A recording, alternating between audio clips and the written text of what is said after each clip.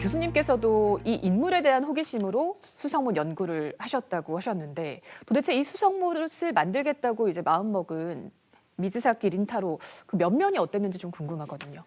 예, 미즈사키 린타로는 그 기후현의 카노조 촌장이었다고 합니다. 그 촌장은 일본의 행정구역 시정촌이라고 있는데 우리 한국의 시읍면에 해당되는 행정구역인데 이 촌장은 면장에 해당하는 그런 행정구역인데 그게 이제 면장을 했던 거죠. 그러하다가 이제 우리의 국회의원에 해당되는 중의원에 출마했다가 낙방하고 그래 이제 가산을 이제 탕진하고 가족과 함께 동양척식회사가 만들어진 1908년도에 만들어졌는데 1909년부터 이제 그 일본 개척 그 농민들을 조선을 보냈는데 그때 1915년도에 이제 한국으로 오게 미즈사키가 왔는데 제 5기로 왔어요. 5번째로 와서 그때 올 때 그 미즈사키의 그 제사는 소 한 마리, 그때도 소가 아마 농업용으로 사용되지 않았나 싶어요. 소 한 마리, 돼지 2마리, 닭 3마리, 뭐 헌집은 이제 그전에 기존에 있던 뭐 헌집이겠죠. 그게 돌아서 흙간 하나 정도. 그러니까 뭐 가난하게 왔던 거죠. 한국으로 넘어오면서 좀 완전히 인생이 바뀐 팔자가 폈다 이렇게 봐야 될까요? 그 일본에서는 좀 뭐 별 볼 일 없다가 조선은 넘어와서 부자가 된 케이스. 오그라 타케노스케도 우리나라 와서 이렇게 부자 되고.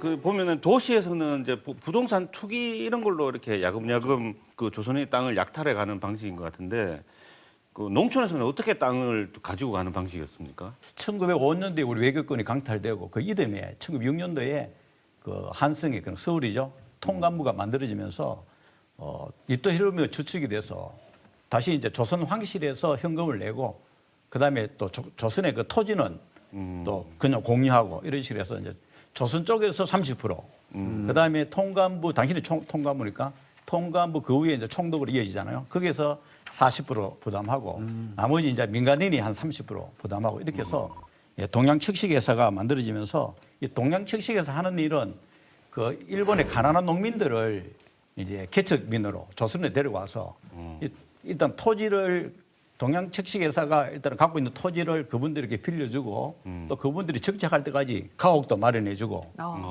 그 미즈사키 린타로는 나름대로 일본에서는 정치력 있는 촌장을 했기 때문에 그 이제 그 개척 이민자 중에서도 리더십이 있는 사람이 돼서 동양척식회사에서 이분을 조합장 일본인들을 관리하는 이런 조합장으로도 그 임명을 하고 또 그 조합장을 바탕으로 해서 그 수성 수리조합 이제 부조합장 이런 직함을 주면서 수성 수리조합을 만들어서 저수지를 이렇게 정축하도록 뒤에서 이제 동양척식회사가 미즈사키 린타로를 앞장 세워서 이렇게 해서 결국 이제 수성 수리조합의 관리인이 되면서 개척 농민 중에서도 가장 혜택을 많이 본 그런 개척 일본인이 아닌가 싶어요.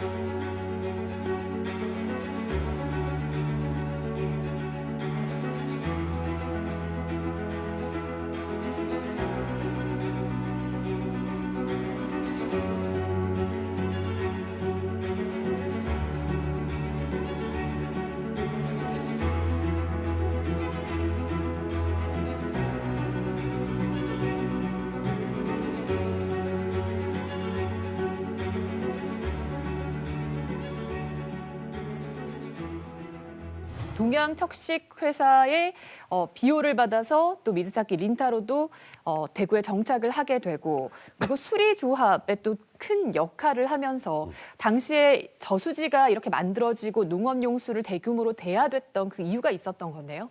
그 일제가 조선 정책에 있어서 가장 이제 핵심적인 게 지주가 조선인에서 일본인으로 이렇게 바꾸는 것이 큰 목적 중에 하나고 농업 생산을 높이는 가장 유일한 방법이 저수지를 만들어서 우리 천수답이라고 여러분들 아시잖아요. 네네. 그 비가 올 때만 수확을 올리고 비가 오지 않으면은 흉년이 들고 수성목과 같은 이런 저수지를 만들어서 그 수확량을 올리는 이런 정책을 아주 적극적으로 폈습니다.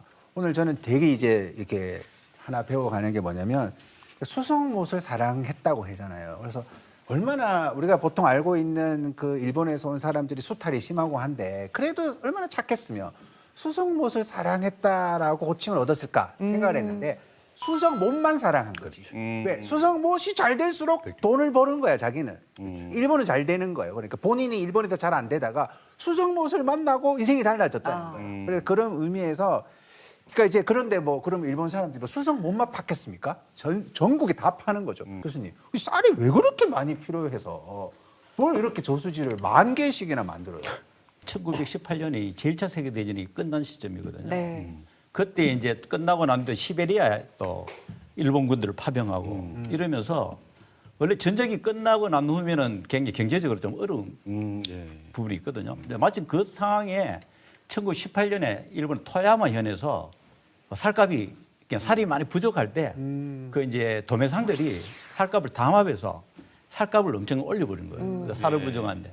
그 농민들이 이제 굉장히 힘들어서 그래서 서민들이 이제 데모를 엄청 했어요. 그걸 이제 살소동이라 했는데 일살소동은 당시에 정권까지 흔들리는 그런 시대였어요. 그래서 일본은 바로 이 시기가 1912년부터 1926년까지를 다이쇼 데모크라시라고 그래서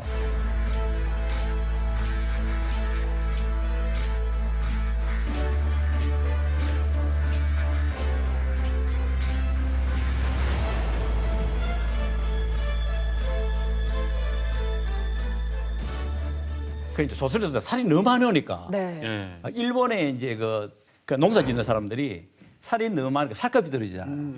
그래서 일본으로 반주들의 산을 중단하도록 요구해서 결국 이제 농사는 그 수송못들에서 엄청 지어놨는데 살을 수출을 못 해서 농민들이 굉장히 어려운 상황. 예. 이때 이제 동양척식회사를 통해서 일본의 지주들이 조선인들 땅을 굉장히 매입을 해서 그래서 조선인들은 소작인으로 전락되고 아이고. 일본인들은 토지 매입이 막 늘어나고 이렇게 해서 심지어는 이 시기는 전국적으로 보면은 일본인들이 토지를 점유하고 있는 퍼센트 대략 한 10% 정도 되는데 수성들은 10% 이상 일본인 지주가 토지를 점유하고 있었습니다. 그래서 수성못을 이제 만들기 위해서 몰래 은밀하게 미자사키 린타로가 중심이 돼서 물론 이제 동양척식회사가 뒤에서 예. 또 뭐 배급했겠죠. 그래서 이제 당시 이제 대구 부윤이라든가 경상북도 도지사, 그다음에 달성군수, 그다음에 일부 그 대주주들, 조선인 대주주를 설득해서 이렇게 해서 이제 수성 수리자를 결성을 하는데 거기에는 미자사키 린타로는 일본인으로서 네. 이제 한 사람이 가담하고 그 조선인 4명이 거기에 이제 적극적으로 설립의 이제 주인공이 되는데 그러니까 결국은 이 수성 수리자업은 동양척식회사가 주도해서 예. 그다음에 미자사키 린타로를 앞세워서 이렇게 만든 것 같아요. 네.